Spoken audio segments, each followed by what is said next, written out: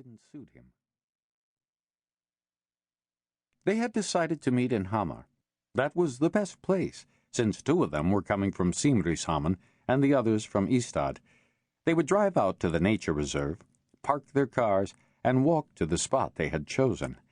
They had not been able to agree upon anything for a long time. They had discussed various alternatives and sent the proposals back and forth, but when one of them finally suggested this place, the others had quickly assented, perhaps because they had run out of time. One of them took care of the food, while another went to Copenhagen and rented the clothes and wigs that were needed. Nothing would be left to chance. They even took the possibility of bad weather into account. At 2 p.m. on Midsummer's Eve, one of them put a big tarpaulin in his red duffel bag. He also included a roll of tape and some old aluminum tent pegs. If it rained, they would have shelter.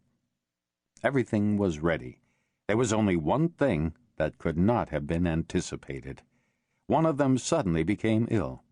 It was a young woman, the one who had perhaps been looking forward to the Midsummer's Eve plans most of all. She had met the others less than a year before. When she woke up that morning, she had felt nauseated. At first, she thought it was because she was nervous.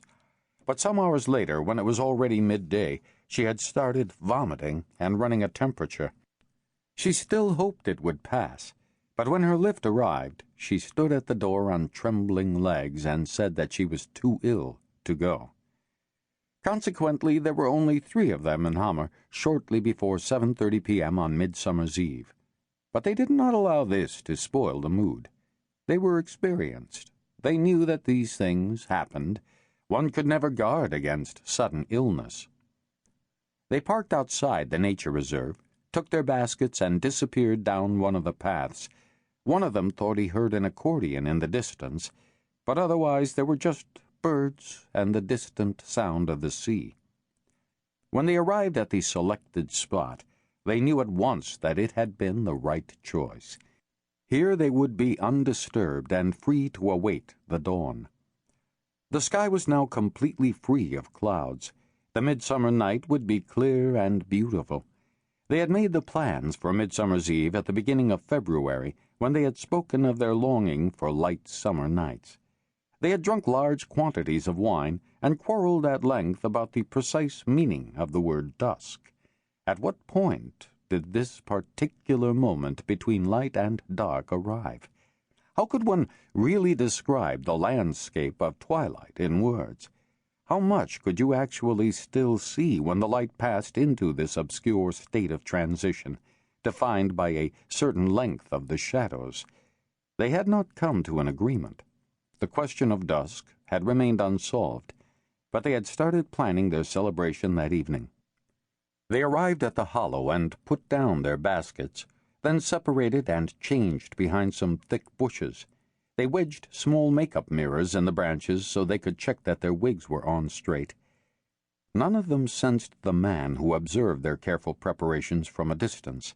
Getting the wigs to sit straight turned out to be the easiest part.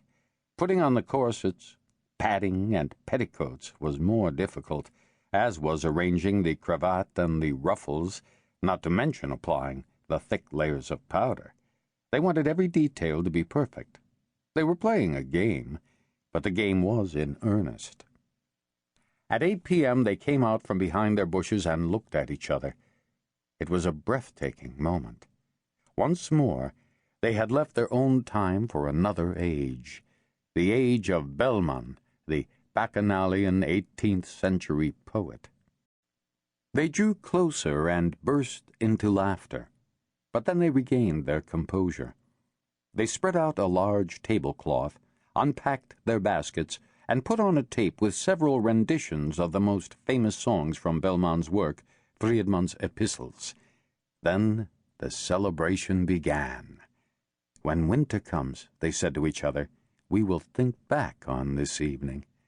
They were creating yet another secret for themselves. At midnight he had still not made up his mind.